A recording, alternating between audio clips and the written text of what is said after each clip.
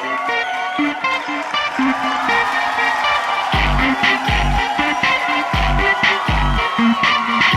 to you from the highest part in the world's most lovable city, the KiNK!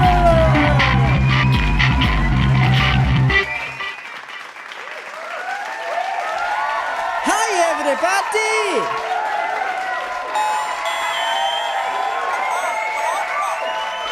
Welcome to the show.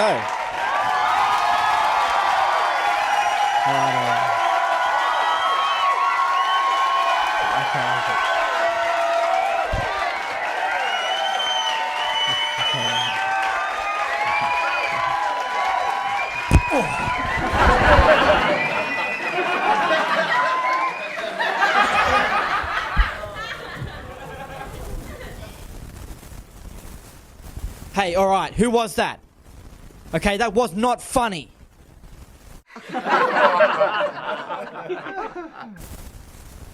Hey, come on. Alright. There was a married couple who were sitting on their porch and they were drinking a beer. And the man said, "You know, I love you so much, I could never live without you." And then the wife said, "Is that you or the beer talking?" And he said, "Oh, no, that's me talking to the beer."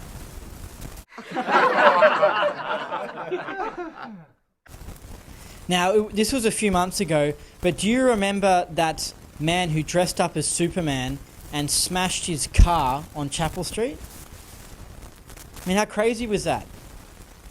It's something you don't see often. But don't worry. Coming to a main road near you, we have Wonder Woman smashing her Mini. Well, I'll show you something that's smashed, and that's tonight's show.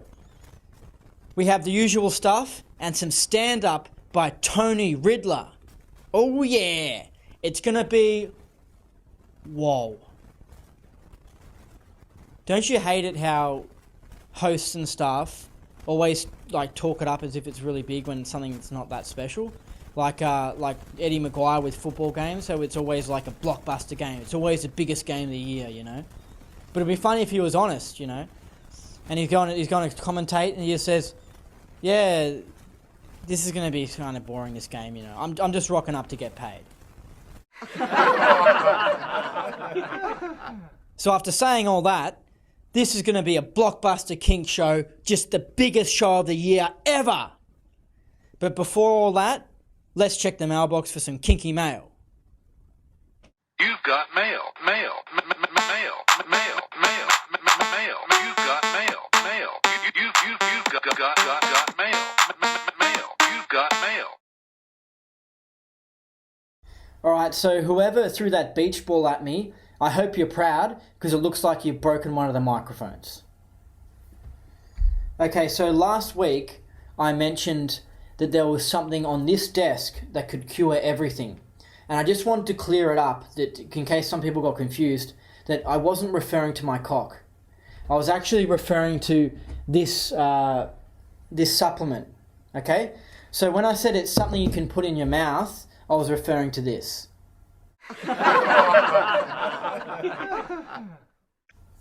Alright, so in the KiNK mailbox we have a video sent in by Bogan. Bogans love this show. If you're a wog, I want you to send in a video, okay? But like, it has to be a really, really mega woggy video. Otherwise I'll drag this little cursor thingy here and I'll drop it in the trash. Okay, so here we've got a video where a Bogan has taken over the DJ Emlyn studio and has taught us how to make some Bogan beats. Alright guys, Bazza here, taking over the studio for Emlyn. So tonight, I'm going to show you guys how to make a classic Bogan hit right over here, using the machine as my tool to show you how to make the most amazing classic Bogan hit ever. Alright, let's check this out now. Fellas, ready? Sheilas, let's go. So the first thing we're going to do is get this little sucker fired up. So first off, after loading the computer, I just press the on button. It's like a rainbow. Check that out. Alright. So next up, guys, we're going to open Native Instruments Machine 2.2, the latest one. And it's not open. Check that out. I'm having a curry. This. The next thing we're going to do is we're going to select a beat. So we're just going to simply browse through here until we find the beat that we've been looking for. The bogan beat of our dreams. Now, we're just going to create some beats. Let's get stuck into it.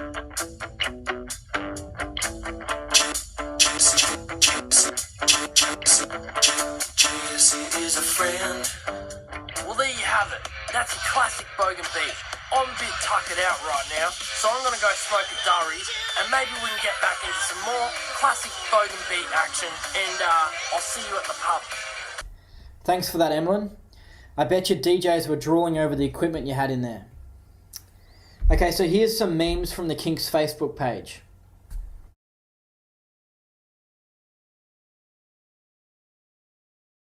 Tax this, Gillard. I don't mean to be political, but seriously, when she was in power, she introduced policies that would lead our country towards bankruptcy.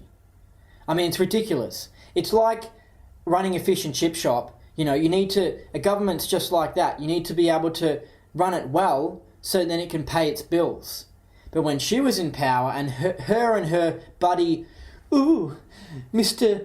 I speak Chinese and ooh, I wear fancy suits and look all proper, Kevin 07, right? Them two, like, just spent so much money that it just would have led us towards bankruptcy, right?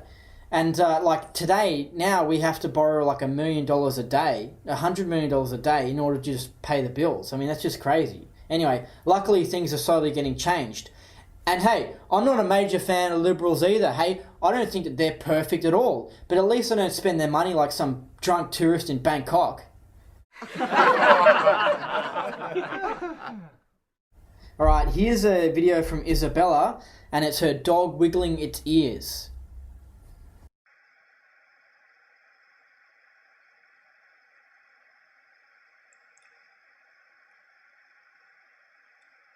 Thanks for that, but I have no idea what type of dog it is. But I want it, so you better give it to me. Okay. Now, if you need advice or have something funny, you can message it to our Facebook page or send us an email. It's now time for a new segment called Gumtree Pranks. Gumtree Pranks. Gumtree Pranks. G'day mate, calling about the rollerblades you got for sale. Alright, we've just found here women's pantyhose on Gumtree, so I'm going to call the guy and try and buy them.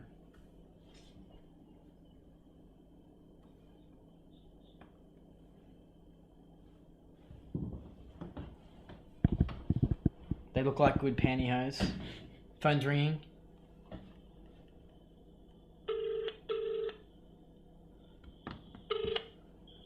Hello? Hi, Doug. I'm on Gumtree and I've seen the pantyhose that you have for sale. Have you? Oh, okay. Do you want them with me in or with me out? Well, do you swing that way? Oh, don't you? Yeah. Okay, well, can you put them on at the end of the street and walk down with just pantyhose on? For sure. Okay. I'll give you the address. It's Parliament Place in West Perth. Oh, I'm in Melbourne. Oh, yeah? Yeah. Who is this?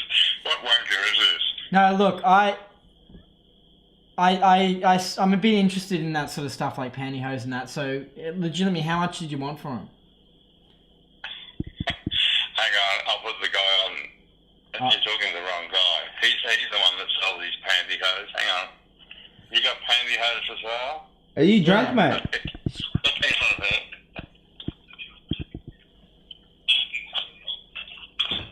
Are you there? Hey, yeah. So, how much did you want for this pantyhose?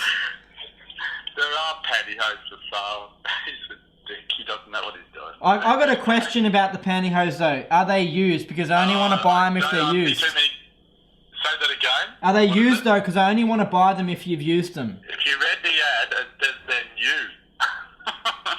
Oh well, can you? I'll pay more for it. Can you put them on and wear them, and then I'll buy them? Yeah, I'd definitely do that for you. But before, can you send me some pictures of you wearing them? And then I need, because then I'll have an idea of if I want to buy them or not. I want you to come here first. Oh, I'm already coming right now, baby. Oh, yeah, cool, man. Alright, so you send me the picture of you in them, and then I'll decide whether or not I want them. Okay, I will. Okay, I'm looking to hear from you. Cheers. Okay, bye. Okay, I'll set it now. Bye. Sadly, he never sent the picture in, but we're still waiting. So if you're watching, send it in. Now, we have to go on an ad break, but the news is coming up, so make sure you stay watching.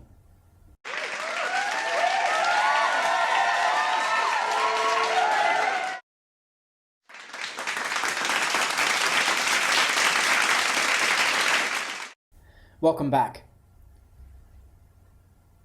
Okay, I just found out the network forgot to roll an ad during the ad break, so we just have to quickly roll it now, and then we can get back on with the show. This is a 1992 Daihatsu. 4 wheels, small wheels. It's got a large boot and it has 2 doors. An adequate stereo system, and 100,000 kilometers on the clock. It handles like a sports car. Parking is easy in this car. You'll be laughing a lot. So call Rochelle. Alright, well it's good we got that sorted out. Now let's head to the news desk for some weekly news. A melting man's house is robbed. What's going on in your city? What's going on in the world? Otherwise they'll brand you down to the ground.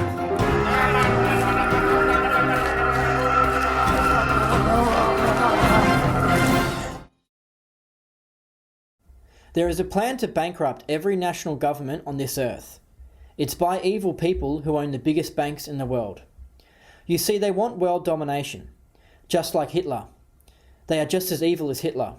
And they've worked out that the best way to achieve this is by getting mega rich. Because with enough money, you can get just about anything you want. So how do you get mega rich? Well, you can make a successful business like Richard Branson, but that still ain't going to get you enough money. You need to find the most profitable business to run in the whole world and do some dodgies with it to make it even more profitable. And so the business you need to get into to get mega rich is banking. At the moment, evil people are owning and operating the big banks and are trying to get every national government into so much debt that they go bankrupt. The U.S. debt clock, and this is a real-time version of what we're spending here in terms of dollars and what we have in total debt. So this is the total, right? Yes, 15.8 trillion. Look how fast it's Look, going up. and that's in real time. That's in real time. So right now it's It's hard to You get can't it keep all. up. Right, you can't keep up with that. Now this shows the nations in the world and how much debt they have. You can see how bankruptcy is inevitable for most of them. If you don't understand this, don't worry. That's how they've been able to get away with it, because most people don't understand economics or fancy financial derivatives. So why are they doing all this? How does bankrupting a national government lead to world domination? Well, 2 reasons. 1, before the government goes bankrupt, as it takes years to occur, the banks make a shocking amount of money in the form of interest charged on the loan. How the IMF and World Bank, in their own documents, have wrecked hundreds of third world countries, come in and given them loans that they were not meant to pay back. How Nigeria was loaned $1 billion and ended up paying over $50 billion in interest payments and still owes another $50 billion on $1 billion. That's now happening to the United States, England, Europe, and Japan. So they like doing that. But secondly, when a lot of money is lent to someone, a contract is signed that says if this money is not paid back, the bank can take your house or car or anything that you own. It's called repossession. So when the banks lend governments money, they get contracts signed which say if you don't pay the bank back this money, the bank can repossess what you own. So they can take what the government owns, what we the people own. And what do governments own? Power plants, parks, lots of land and buildings. No wonder they want to bankrupt the governments. This is often what happens to third world nations that cannot pay the debts. Organizations such as the IMF or the World Bank will come in and insist that they tax their people more, cut back on their spending, and sell some of their public assets to big corporations. All this is called predatory lending, but on a massive scale. And if nothing is done about it, every government will go bankrupt and get repossessed by the banks. And these evil people who own the banks will end up owning the world. And when you own the world, you have a lot of power. And what do evil people do with a lot of power? They make you into a slave. That is just before they kill you. These things happen when you have a small percentage of the population who are born naturally evil. These sorts of things have happened before. Up 257% under Obama. People are like, wow, they're going to bankrupt us. They don't seem to care. We're going over a cliff. They've run it over the cliff in Mexico, Argentina, Brazil, Nigeria, South Africa, England, Germany. They've done this everywhere over and over again. It's the OECD. It's the New World Order. It's their plan.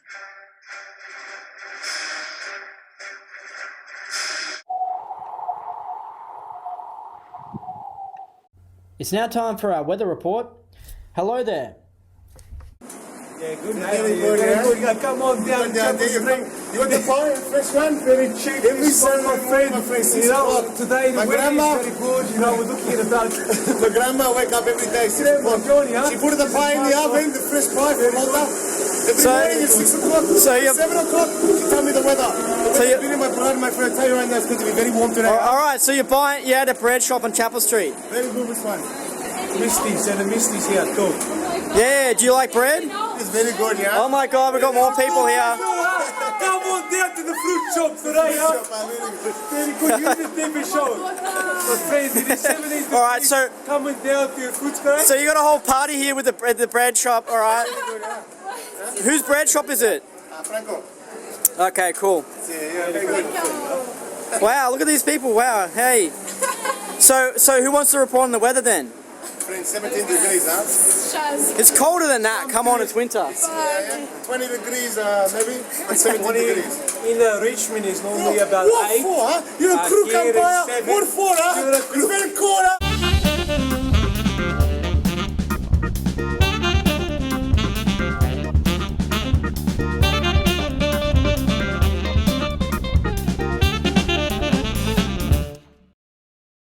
Alright, that's it for the news.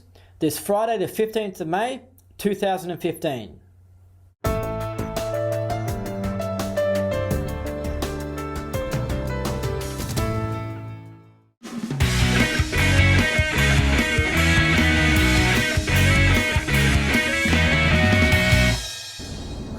Yep. We now got a new video by the High Vis Boys. How's it going? I'm Macca. And I'm Simo. And we're the High Vis Boys. Slurp! And welcome to High Vis Hustle, Part 1. Today on High Vis Hustle, we're going to show you how to sell fake baggies. It's real easy when it comes to selling fake baggies. Yeah, just get a little bag, put some fakes in it, looks like drugs, like flour or salt. Easy as. But the main secret to selling fake baggies is wearing high vis. Because if you're wearing high vis on the weekend and drinking, people are going to know you're loose as fuck and going to have gear on you. And remember guys, when making the deal, stay calm, cool and collected and there'll be no problems. Because they'll think they're buying normal drugs when really they're just buying a bag of flour. Slurp! But when they find out the drugs are fake, they're going to be pissed and want blood bad, and they're going to come looking for you. So don't just stand around slurping cans with the money you just made. You better get out of the area quick before you get your face kicked in. High Vis Hustle, mate. Thanks for that, Macca. We've now got to go to an ad break, but some stand-up comedy is coming up, so make sure you stay watching.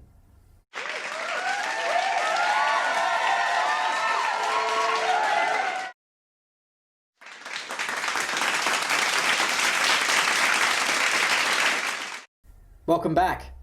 It's now time for some stand-up comedy by Mr. Tony Riddler.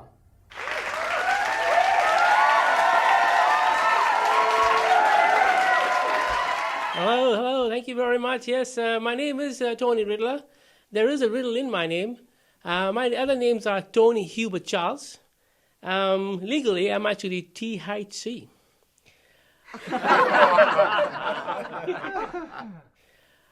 For my first story, I actually read a story online. It was called Monkeys Express Doubt, where an experiment was carried on a couple of monkeys using a keyboard, which they ripped to pieces. And I was wondering how monkeys could express doubt, because they really just discovered that they expressed doubt. So I was wondering whether you have two monkeys sitting on a tree. One monkey would have said to the other one, "Oi, come over here. There's no doubt here." The other one would have gone, "I am here. There's no doubt that I'm here." The other one would turn back and gone, "I'm not so sure about that. Come here. There is no doubt here." And that's how fights get started.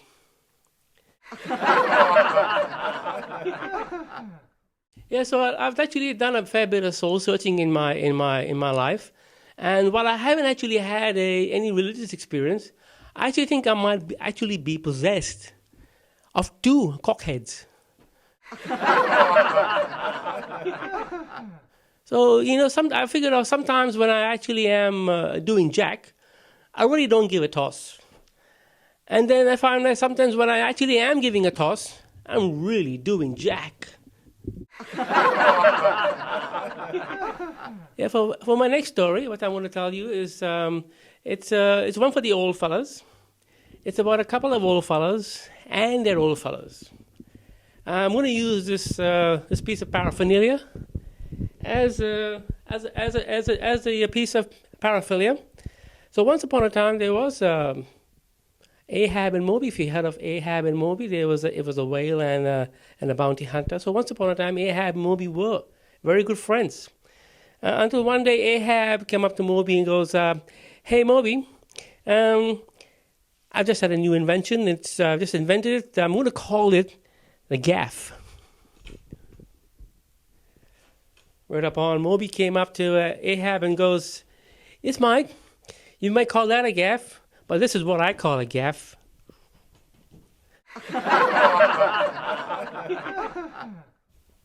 And that's how that fight got started. So the next piece of the next story that I've got, actually another one I read in the paper, was called "Coppers Had a Blue About Blue." It's a true story. It was in the papers. The police spokeswoman was quoted as saying that they found one color blue was wussy, and the other one was intimidating. Frankly, blue for me, blue is blue. It's how could it figure out which one was wussy and which one was intimidating? They must have got together a couple of constables, Constable Abbott and Constable Costello, and Constable Abbott would have gone to him and gone, "You actually do look a little bit like a pussy in the blue."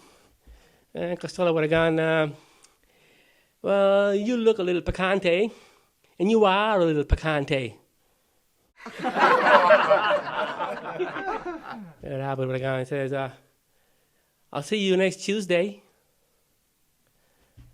And that's how fights get started. So thank you very much for your audience. Thank you. Thank you. Yeah. Thanks for that, Tony. All right, well, that brings us to the end of tonight's show. If you missed out on the episode, which is pretty weird because you're watching it right now, you can always go to our YouTube channel. All the episodes are up there, and subscribe to it to get future updates. Okay, so until... Hello? Taxi? Did someone call for a taxi? Oh, yeah, I called a taxi. Okay, sorry, my taxi's here. Okay, so until next week's episode, take care of yourself and do what you want to do. Ni hao!